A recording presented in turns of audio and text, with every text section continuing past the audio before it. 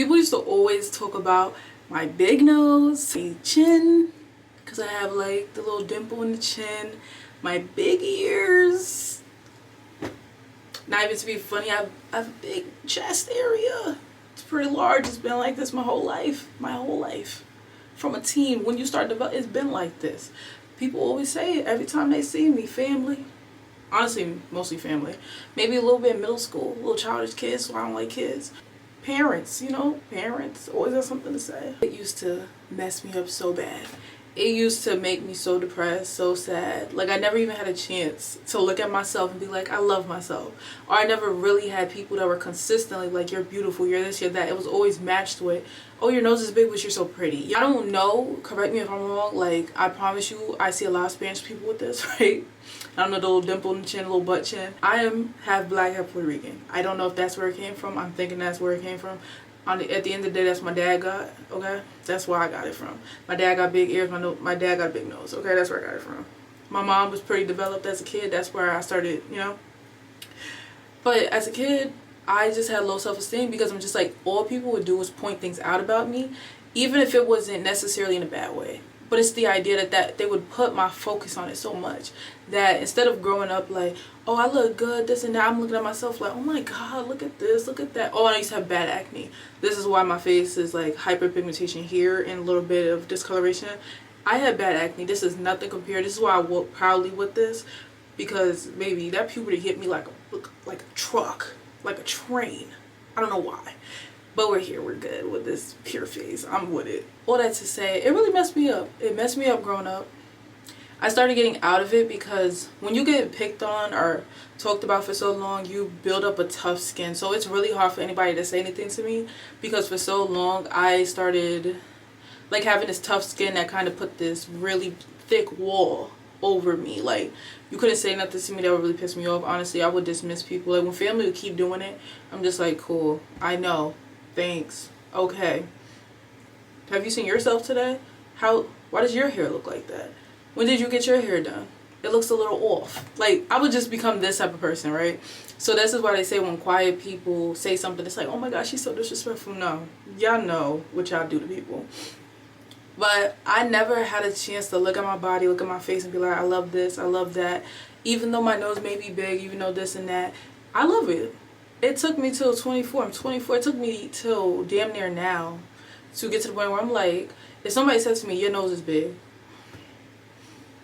thank you. I've actually had it for about 24 years straight. So I look at it every day. I see it every day. Your ears, like, it's to the point where now I'm just like, one, I've lived with it my whole life. You're pointing out the obvious, but if I point out your obvious things, you might want to fight me. You know, that's how people get. They can talk, but when you say something, a fact about them, it's a problem. Also, what do you want me to do about it? You want me to get surgery? Oh, you don't need surgery. So what are we talking about it for? Did I ask your opinion on it? No, but you feel the need to say something, right? Are you going to pay for a surgery for me to get it done? Da, da, da. If you're not bringing a solution, or you don't got nothing to say, why worry about it? And as I'm watching DoDash's video, like I said, she is like my motivational speaker, okay? It's a distraction. It's to point out things about you that are irrelevant, to get your attention on things that don't matter. I have so much to say. As y'all can see, I've been posting for, well, I am going to be posting for 31 days straight. I have YouTube channels, TikToks. I have more important things to say than to look at my nose and hate my nose every day. To look at my body and hate my body every day when it's stuck on me. Because I'm not getting no surgery. I'm not doing nothing. I'm not.